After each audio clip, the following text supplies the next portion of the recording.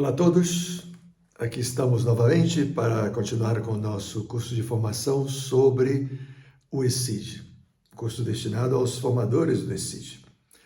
Nós, na primeira unidade, falamos que o ESID é fundamentalmente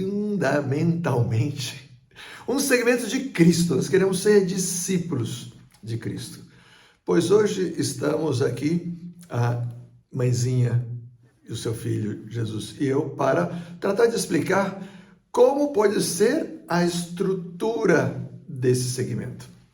Vai ser muito legal a gente poder falar sobre os demais aspectos da espiritualidade do ESID.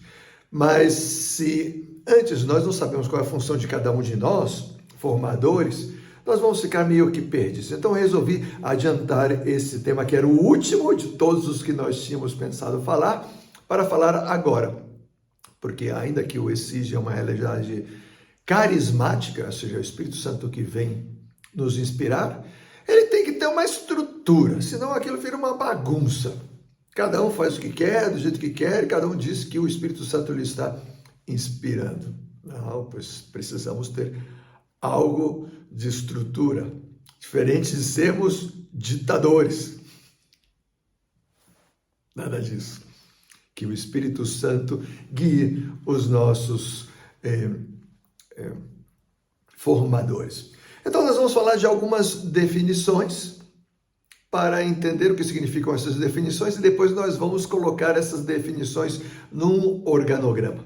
De tal maneira que nós vamos saber como se relacionam cada uma dessas definições. Nós estamos no módulo 1, que trata sobre o que é o ESID e como funciona, e esse é o segundo encontro, que se intitula A Estrutura Organizativa do ESID e as Suas Funções. Vamos lá.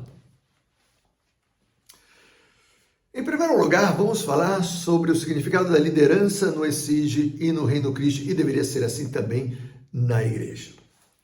Um líder numa instituição católica deve estar ao serviço. A liderança na Igreja Católica é sempre um serviço. Vejamos, por exemplo, Nossa Senhora, Maria Santíssima.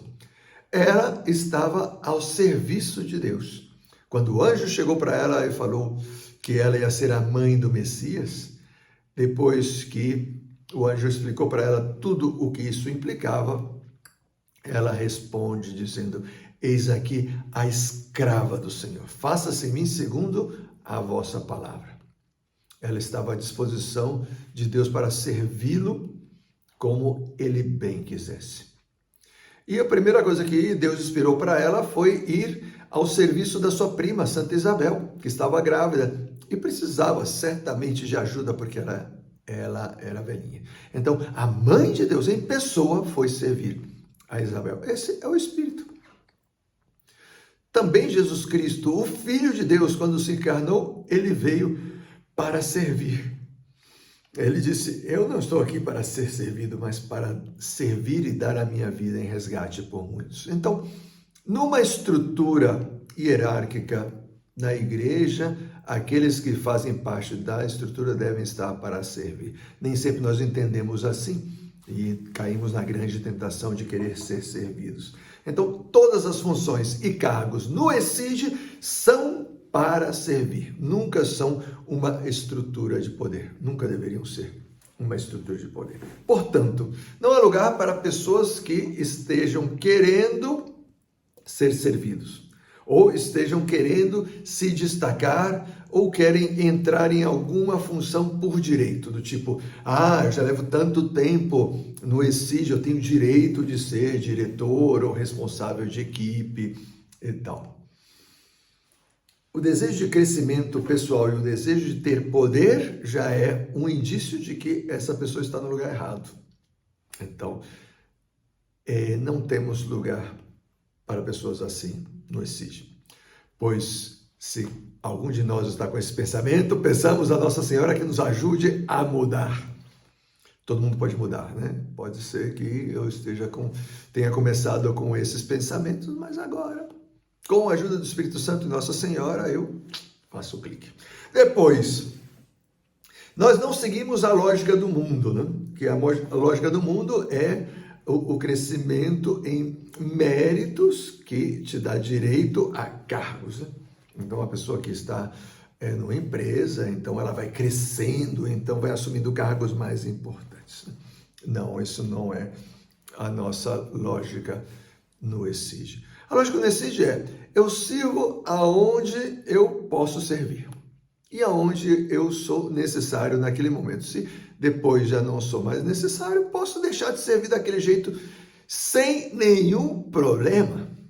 Então, se eu fui convidado para ser diretor do ESIG, depois convidam outra pessoa, bendito seja Deus. Eu, pois, posso ocupar qualquer outro cargo, né? Não é um demérito, não é um ser destituído. Depois, seguimos a lógica carismática de que é Deus quem chama. Então, através da oração, nós tratamos de discernir, né? O que Deus nos está pedindo. E também as pessoas que nos convidam fazem ou tratam de fazer o mesmo discernimento. E por último, na estrutura hierárquica do ESIG, quanto mais se sobe, mais se desce. Ou seja, quanto maior é o seu cargo, mais você deve estar ao serviço dos demais. Então, um diretor do ESIG deve estar ao serviço dos seus responsáveis de área, dos seus coordenadores, dos seus responsáveis de equipe e da equipe auxiliar. E assim por diante. Nós estamos com essa disposição de servir. Isso é em relação ao serviço, aos cargos em geral. Agora vamos ver cada um dos cargos. Em primeiro lugar, vamos falar sobre formador. Essa palavra nós encontramos nos estatutos do ESIG, nos números 32 a 36. Vale a pena falar um pouquinho sobre isso. Aqui temos os estatutos. 32, vou traduzir do espanhol, né? O formador do ESIG é quem, sob a guia da ação do Espírito Santo, forma e acompanha os adolescentes no seu amadurecimento humano e cristão. Esse é a definição de formador, aquele que forma os adolescentes sob a guia do Espírito Santo. Missão do formador: ajudar os adolescentes a experimentar o amor de Cristo, o único que pode transformar as suas vidas. Então, o formador não está para dar a si mesmo, mas para ser um instrumento de Cristo que pode tocar o coração dos adolescentes. Para que o formador faça isso, é preciso que ele mesmo ame e siga a Jesus Cristo. Parágrafo 3º. E ordinariamente os formadores do ESIG são legionários, membros consagrados ou consagrados do Reino Cristo e membros leigos do Reino Cristo. Com isso, nós já explicamos rapidamente o que é ser formador. Sem mais delongas, vamos para os demais cargos. Importante, para ser formador, você deve ser nomeado. Isso porque nós cuidamos, né? Quem são as pessoas que vão estar à frente, guiando os nossos adolescentes. Diretor do ESIG, Estatutos do ESIG, número 34. Diretor do ESIG. A sua missão é o desenvolvimento do ESIG. Então, ele está ali para que o ESIG se desenvolva. Funções. Ele tem as funções semelhantes ao diretor de seção, mas como nós não explicamos o diretor de seção, vamos explicar aqui as funções do diretor do ESIG. Em primeiro lugar está a formação de formadores. O diretor do ESIG, ele deve formar formadores, identificar aquelas pessoas que têm uma propensão para formadores, que têm qualidades para formadores, e ir preparando essas pessoas. Um formador não nasce da noite para o dia. Não é que eu chego com alguém e diga, você vai ser formador, dedico aí umas palestrinhas e papam. Não, é preciso que ele já tenha uma vida de oração, uma formação católica sólida e depois vá aprendendo a ser formador e depois, na missão que esse formador for designado também ser formado. Então, o diretor do ECID tem essa primeira prioridade, formar formador, ir identificando, seja nos adolescentes de terceira e quarta etapa, seja nos jovens da seção, possíveis formadores. Também é importante identificar nas sessões de adultos, porque os formadores podem ser diretores espirituais, palestrantes que podem atuar dentro do ECID. Segundo, projetar a vida do ECID. Então, o ECID tem uma vida ordinária, que são as atividades que o ECID faz durante o ano. O diretor do ECID deve projetar essa vida, organizar, calendarizar e dar um segmento para que essas atividades aconteçam. Então, se nós quisermos delimitar ou ser mais detalhados em cada uma das funções, o planejamento. O diretor do ECID, junto com a sua equipe, faz um planejamento. Como vai funcionar o ECID este ano? Depois, ele dirige diretamente ou delegando as atividades programadas. Tem atividades que vai ser preciso que ele mesmo esteja à frente. Mas a grande maioria das atividades vai fazer através dos responsáveis de área, dos responsáveis de equipe, que vão dar seguimento ou melhor, que vão executar esse planejamento.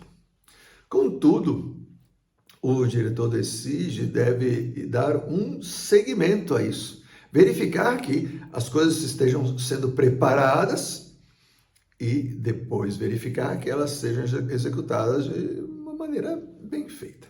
Então, o seguimento disso fica por conta do diretor. Depois está a pregação, ou seja, formações. As formações, como já dissemos, de formadores, em particular, os próprios responsáveis de equipe. Outras formações, pode dar palestras em geral, palestras para os diversos membros, em atividades como acampamentos, como retiros. E por último, nesse aspecto de projetar a vida do ECID, o acompanhamento. Ele deve acompanhar, sobretudo aqueles mais próximos, o assistente para o ECID, os coordenadores de área, a própria equipe auxiliar, os responsáveis de equipe, e eles, à sua vez, aqueles que estão abaixo. Então, como vocês veem, é bastante exigente a função do diretor do ECID, por isso ele vai contar com ajudas. Mas não acaba aí. O diretor do ECID também é o responsável pelo acompanhamento, pela atenção das famílias. Nós ainda não falamos sobre isso, queremos aprofundar nesse tema. O ECID é um movimento de adolescentes de 11 a 17 anos, mas também o ECID se preocupa pelas suas famílias. Não adianta formar o adolescente se a sua família não apoia o ECID. Segundo, equipe diretiva. Eu vou acelerar porque tem muita coisa aqui a explicar aqui. A equipe diretiva é a equipe que apoia o diretor de seção, formada por jovens e adultos. A sua missão é projetar, junto com o diretor do ECID, o ECID. E essa equipe diretiva está composta pelo assistente do ECID e pelos responsáveis de equipe. Então, o diretor do ECID conta com essa equipe. Terceiro, o assistente do ECID. Quem é essa figura? O assistente do ECID é o braço direito do diretor do ECID. Como o diretor do ECID ele precisa de ajuda, colocamos um assistente que tem exatamente as mesmas funções do diretor do ECID, só que são delegadas. Então, os dois trabalham muito em conjunto. E o assistente auxilia e substitui o diretor do ECID em tudo o que ele precisar. Quarto, a equipe auxiliar. A equipe auxiliar podemos encontrar no número 35 dos estatutos. São formadores adultos, membros do Reino Cristo, que exercem funções de apoio e ou acompanhamento dos adolescentes. Que é uma função de apoio? qualquer atividade que, se precise da sua ajuda, eles apoiam. Por exemplo, numa atividade ordinária de uma equipe. Então, a equipe não tem um lugar e o responsável de equipe está com dificuldade de encontrar lugar. A equipe auxiliar ajuda. Os materiais que vai precisar para as atividades que vão desenvolver, a equipe auxiliar ajuda. Transporte para levar os adolescentes para o lugar, a equipe auxiliar ajuda. Diversão pós-atividade, a equipe auxiliar também ajuda.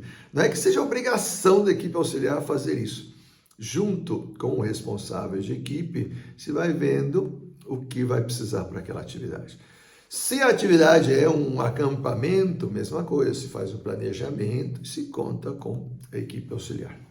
Contudo, a equipe auxiliar pode apoiar em algo mais. Tem um papel importante na atenção, formação e integração dos pais dos adolescentes. Então, se é possível, enquanto se está tendo uma atividade com os adolescentes, você poderia fazer em paralelo uma atividade para os pais, ou pelo menos uma acolhida para os pais que vão, ou uma palestra de formação para os pais, ou inclusive um programa de formação para pais. Equipe auxiliar, olha, fenomenal.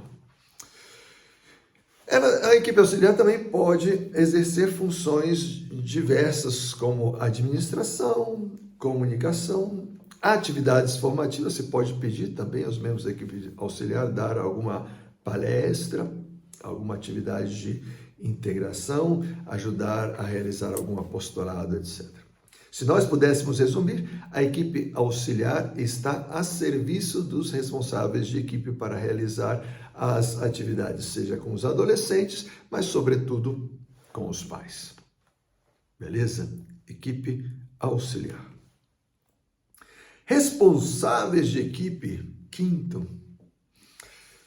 A missão do responsável de equipe é acompanhar, primeiro é dirigir a equipe. Essa é a sua missão fundamental. Então, está o seu planejamento, pois já existe o planejamento do ESID, né? Mas a equipe tem o seu próprio planejamento. Então, tem atividades que não são especificamente explicadas, né?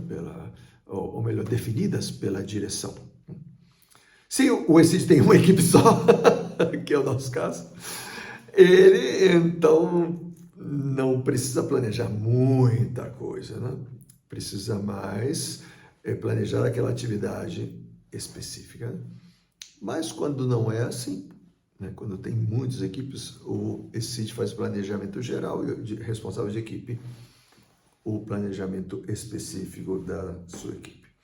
E a sua missão será de acompanhar os adolescentes da sua equipe, ajudá-los a que eles encontrem a plenitude vocacional. Também atender em diálogo os membros da equipe. Como que se faz isso? Eu chamo e disse, fulaninho de tal, vem cá, vamos bater um papo. Quem é você? O que você gosta de fazer? Você está estudando? Não está? Você é preguiçoso? Você é ativo? Você gosta de fazer esporte? Como é que está a vida na sua casa? Você é um cara feliz, um cara triste? Como é que você está se relacionando com as outras pessoas? Você faz apostolado? Você é católico mesmo? Ou é um católico meia boca? Aí você vai conhecendo. A partir desse primeiro conhecimento, você vai acompanhando, ajudando essa pessoa a melhorar. É uma ajuda a ela, não uma obrigação. Então, é um diálogo no qual eu, como responsável de equipe, vou ajudando os adolescentes da equipe a melhorar. Não substitui a direção espiritual, porque na direção espiritual, o adolescente vai tratar temas mais íntimos, inclusive relacionados à vida espiritual, ou seja, a vida de oração, e a vida sacramental, sobretudo a confissão e a Eucaristia, perguntando sobre como melhorar certos aspectos da vida de graça, etc. Mas no diálogo, eu como responsável de equipe, tranquilamente posso ir dando oportunidade para que esse adolescente se abra. Se chega algum tema que me supera, então eu digo, opa, vamos parar por aqui, isso é melhor você tratar com um sacerdote ou com uma consagrada. Então, já o responsável encaminha né, para que esse adolescente possa tratar esse tema com quem possa resolver o problema. Depois, suscitar amizade entre os membros e fazer com que essa equipe seja uma equipe feliz. Por último, nós vamos explicar uma função nova que nós queremos introduzir nas nossas equipes, que são os auxiliares de equipe. Não confundir com a equipe auxiliar. Equipe auxiliar, nós já explicamos. Agora vamos explicar os auxiliares de equipe. Então, nas equipes, sobretudo de terceira e quarta etapa, nós já estamos tratando com adolescentes que estão já se preparando para o Reino Cristo, dos quais alguns deles vão ter perfil de formadores. Deus provavelmente lhes chamará para ser formadores. Então, nós podemos escolher um ou dois desses adolescentes por equipe para serem auxiliares de equipe, de tal maneira que eles sejam como o braço direito do responsável de equipe e ajudem a planejar e executar as atividades que vão fazer na equipe. Então, a missão do auxiliar de equipe é apoiar os responsáveis de equipe na realização das atividades da equipe. E, pois, o responsável de equipe pode delegar nele tudo o que ele precisar. Afinal de contas, estamos falando de serviço, não é isso? Também os auxiliares de equipe vão tratar de criar bom ambiente. Às vezes é mais fácil para quem é da mesma idade influir nos demais, né? Também pode conversar com o responsável de equipe para levar a ele coisas que o responsável de equipe não está vendo. Às vezes os outros, todo mundo está vendo, menos o responsável. Então, olha, senhor responsável, nós precisamos resolver essa questão aqui. Ou nós viemos trazer esse ponto de vista para melhorar as nossas reuniões, ou nós queremos fazer esse apostolado, nós temos essa iniciativa. Passa a ser uma ponte dos demais adolescentes para com o responsável. Muito bem, espero que com isso nós possamos entender um pouco mais como funciona cada um dos cargos. E agora nós vamos tratar de estruturar isso num esqueleto e hierarquizar esses cargos.